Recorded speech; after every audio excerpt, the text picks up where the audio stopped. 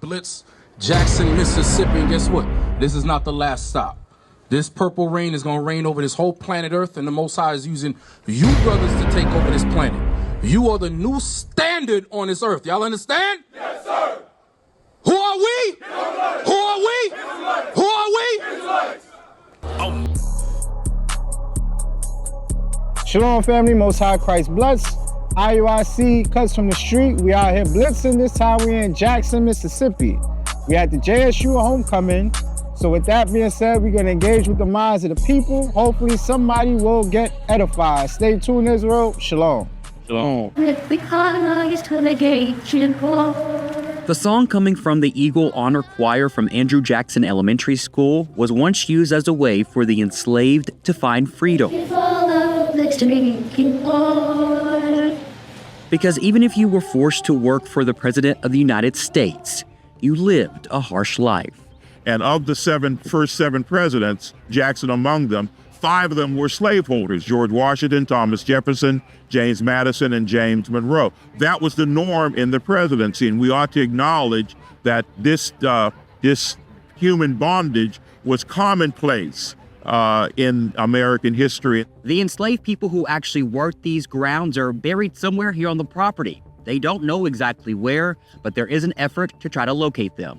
Names of those enslaved attached to 150 flowers placed on the memorial by those in attendance. If they had not been present, this place nor that president would have attained the kind of station that was achieved in the early 19th century. All right, family, I'm here with Yolanda. How you doing, Miss Yolanda? I'm good. How are you? I can't complain. So I only got one question to ask you. Only agree to one question. So with my one question, we are here in Jackson, Mississippi at an HBCU. HBCU means Historically Black College, yes. So now let's think about that. Historically Black College University. This would be geared towards blacks. So where does the name Jackson come from? The name Jackson come from? Yeah, Jackson State. What is it named after? It's named after the city. We're in Jackson, Mississippi. After there's a person. What person do you think? Andrew Jackson. So now if it's an HBCU, why is it named after a white slave owner? What would you say? Well, because... Oh, you had the discussion? Oh, so then come on in. Come on in. So why, but let's think about it. Yes, baby. When we were coming up, we were slaves. So now I'm gonna slide another question now. I'm gonna slide another question. I'm ready. Think about it. And it's not to attack, don't think. No, you're good. If this is an HBCU, we should have ownership of it, but instead it's named after the slave owner. But let me tell you why we don't have ownership, because our people collectively don't come together to purchase and own stuff. We are knocking ourselves out the way. You know what I'm saying? I don't think we support ourselves enough like we should. I agree. You know what I'm saying? We don't, but that's just the way the world is. You know what I'm saying? Hey, with the education being so prominent as this historically black college, right? Mm-hmm. Did you know where the name actually Jackson came from? Actually, what it was named after? Who it was named after, I should say. Who? Yeah. I don't know. Okay, it was actually named after Andrew Jackson, which is the 7th president. Okay, which was, was a known slave owner. Right. Okay, by this being a historically black college, what do you feel as it being named after a slave owner? What do you feel about the morale of that? Or do you feel like that affects like the meaning of the school or? Well, I don't think it affects the meaning. It will affect perception. Okay. So the more that, like anything else, the more the more you have a take on whatever's behind it. Mm-hmm. So yeah, not ever going there myself. I think that, like anything else, if it impacts the students to the degree that, they won't change, it's something to look at. Jackson State University, who was that named after?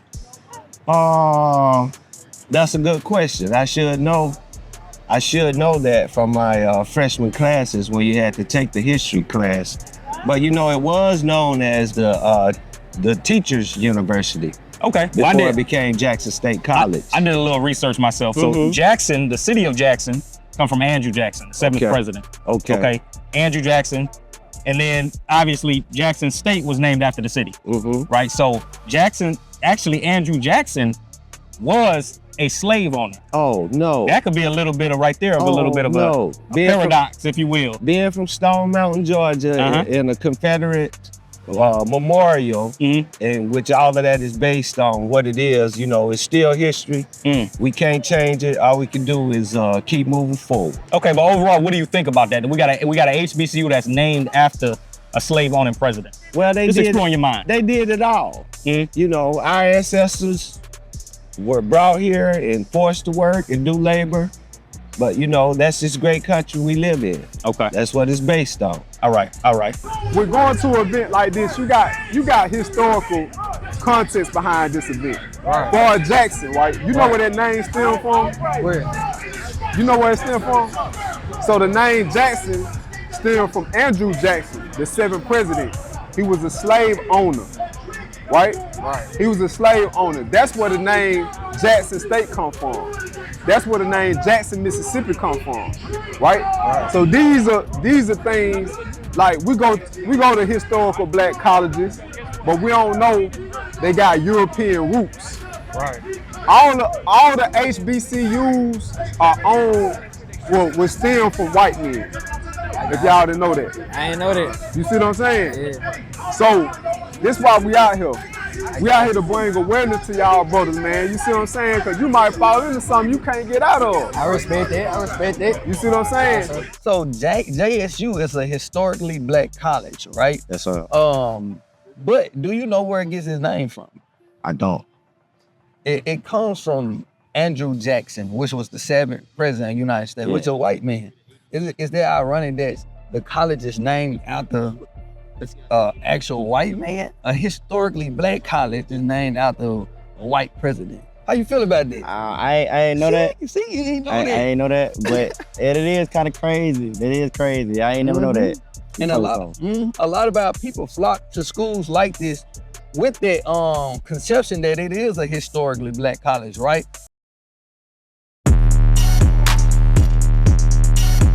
Photoshop. Yeah, flash. You are looking at a legend in the flesh. Fresh about the kitchen to the check. Blew a quarter key on the set. Hold up.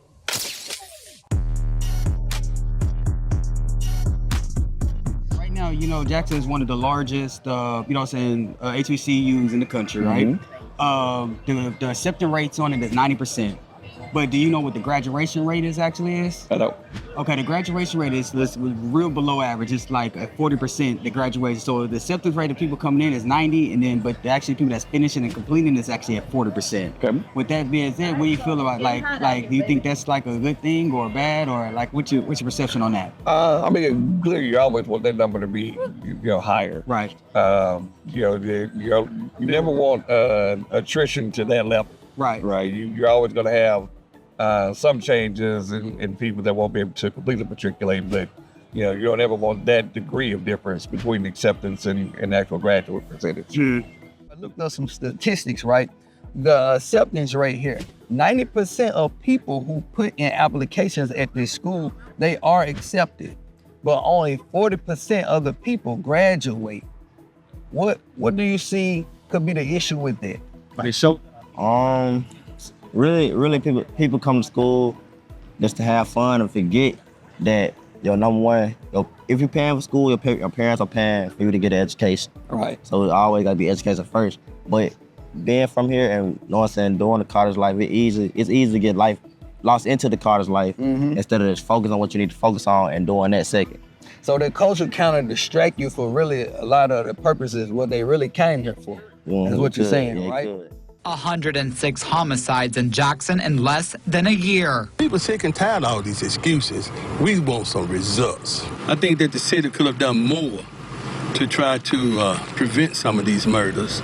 I think right now we need to ask for help from Alcohol, Tobacco, Firearms, ATF, to try to deal with these illegal guns. One family is in search for answers. However, they're left with more questions than anything. The family of 41-year-old Tremaine White says he was found dead earlier this month while in custody of a Mid-County law enforcement. Bobby DiCello is the family's attorney. We are developing information that we believe is very concerning. I can't make further comment beyond that. The Mississippi Bureau of Investigation released a statement saying, quote, MBI is investigating this incident that occurred at a mid-county jail. Agents are continuing to investigate and gather evidence and information. This remains an open and ongoing investigation. Did you hear about Tremaine White, the young man that was killed in the jail here? Yeah, recently. The incident happened in Liberty. In the town of Liberty. You didn't hear about Tremaine White? No. This was a young man who allegedly what happened is he went to go get his tires changed and he left. And the store owner actually called the police on him because they said they spilled something in the line and it made a white spot. It actually ended up later on being just a paper towel. Okay? So the police, when they pulled him over, they ended up beating him real bad and they put him in the jail. Another tragedy. Another tragedy. Now his mother had came out because he had called his mother. His mother came out and he told his mom, he said, Mom, they gonna kill me in here. And that's what they ended up doing. And this is just recently happened. This just happened last month. It just took place. I hadn't heard of that one, but that's sad. That's the thing about it though. It's not being broadcast. Right. It's not being broadcast. This is constantly happening with our people, right? Yes, sir. It's outside of the school. Why don't us as a community pay more attention to that? We will flock to events like this. Yeah, true. But when crime is going on in the community, we don't really flock to it like that and try to bring awareness to it. Because did you know about the 215 bodies that was found in the jail, behind the jail, buried? Yeah, I know about that. But it wasn't nobody flocking together like this for events like that, right? Because we are some other just straight-minded folk we don't see. You know, a lot of people have a little tunnel vision. If it don't hit close to their home, it don't hit. They don't care. They don't care if it's just straight ahead. They not looking on this. If you look to the left and the right of my hands right now, ain't nobody paying attention over to this side. Nobody paying attention to that side. Right. And they just looking at what they see. Okay, that's all they gonna see until people start showing them other things on the left side of your hand and on the right side of your hand. We know the state of outside the university, the city of Jackson, we know the crime rate, the violence is very high. Do you feel like the younger, the youth is going kind of progressing a little bit or kind of going back with the violence and everything that's going on right now? I think actually the youth are actually suffering from starvation attempt on the city. Right. So we mean starvation, we mean? So the city has actually been robbed of resources probably for 40 years. So anytime you have that, you know, like a lot of the things that are brought into the area aren't actually brought into the city. Okay. Right. So anytime you have that type of situation, the people that are left there, you know, are always gonna suffer more, and that's always gonna trickle down to the youth. It's gonna trickle down to the youth. Okay, so with the resources being pulled away, what type of solutions or what do you feel that as a nation of people, as Black people, what we should do to help solve that issue? Well, and with anything, you know, the more that you can self-determine, the better. Okay. Right, because that way, you know, people have less influence when it's from one to one. You know, you tend to have a different impact when what you're trying to do has to be filtered through any type of third parties. Okay. You know, who may not have the same the same priorities that you do. Because there's an actual thing that we're supposed to do by God that can help us kind of come together, but we got to do it under, like you said, different, you remember, like you said, different perceptions, different type of things, right? But we got to come together actually as one entity underneath one thing, you know what I mean? We got to believe into that thing. I'm gonna read this scripture. This is a commandment that God gave us right here in these last days. Go ahead. Book of Zephaniah, chapter 2 and verse 1. Gather yourselves together. Yea, gather together, O nation, not desire. So it said in there that we're supposed to gather ourselves together, a nation, not desire. We're supposed to gather ourselves together with this Bible. It's what we're supposed to do underneath God's laws. Like, thou shalt not hate your brother. That's a law. You think how many things would change with that law? Right. You know what I mean? So with that being said, do you believe that we're supposed to be doing that underneath the one banner instead of having all these different beliefs and different things like that? Absolutely. You know, with this, our greatest blessing and curse are tied together. This is the book of Isaiah, chapter 42 and verse 22. But this is a people robbed and spoiled. So God said that our people are constantly robbed and spoiled. When you think about it, outside of the joy of events like this, right? Think about the condition of our people, constantly robbed and spoiled. God said, read. This is the people robbed and spoiled. They are all of them snared in holes, and they are hid in prison houses. In what? In prison houses. God said our people are hid in prison house. A lot of times the things that happen to us in these prisons, nobody knows anything about it. They won't even get broadcast. This man was put to death. It won't even get broadcast in the national news, in the local news, for people to have awareness, right? Read. They are for prey. They are for what? They are for prey. Prey are hunted. That's what they are. They're hunted. So a lot of times when we get pulled over in these vehicles, when you think about, like, for example, Sonia Bland, which took place in Texas. A lot of times when they pull us over, they don't have our best interests at heart. Okay, and a lot of tragedies happen to us because of that. A lot of times we find ourselves as the prey, being hunted by predators. Read. And none delivers. None delivers us. When his mother came to that jail, you don't think she wanted to get him out of there? When she saw him, she said she described him as being beat up. Right? She wanted to get him out of there, but she couldn't deliver him. Read. For a spoil, and none saith restore. None said, you know what? Nobody showed up at that prison and said, you know what? This is an injustice. You get out of here, Tumaine. You go live your life. Nobody restored. He ended up losing his life. Right? Give me the other scripture I want. Isaiah what? 59? 11. Read that. And 11. One more. We roar all like bears. We do what? We roar all like bears. Read. And mourn sore like doves. When the parents of those 215 individuals who are buried behind that prison, and for Tremaine's mother, when she showed up to that prison house and saw her son, they did what? Read that from the top. We roar all like bears. That's lamenting. That's being sad. That's crying. That's what that is. Read. And mourn sore like doves. Mourning. That's how we do constantly for our people. Read. We look for judgment. We look for what? For judgment. For somebody to bring justice and judgment to those situations, God said. Read. But there is none. But there isn't any. Read. For salvation. For what? For salvation. For somebody to come save us. We don't want this to keep happening to our people. This is perpetual. Every week we hearing about stuff dealing with our people and how we being mistreated, right? In these prison houses or out in the city, out in the streets, right? But it is far off from us. That's far off from us. It's far off from us. Is that it? That's it. That's the condition of our people. That's what God says. So this Bible is our book. Yes, sir. It's the book of Lamentation, chapter 4 and verse 17. As for us, our eyes yet fail for our vain help.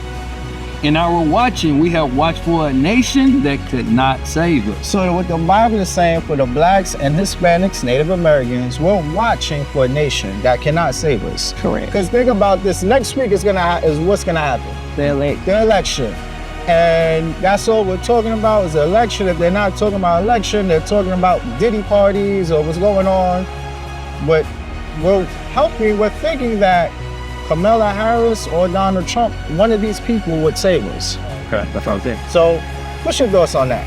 Any closing remarks? Neither one is gonna save us. The Lord is gonna save us, baby. High five, my sister. Neither one of them. All right, family. All right, that's it. That's a wrap. I hope y'all liked. I hope y'all enjoyed. If y'all did, remember, like, share, comment, subscribe. With that, we say shalom. Shalom. What is a nation? Nation is family. Nation is community. Nation is men leading by example. Nation is women's support. Nation is children with role models. Nation is unity. Nation is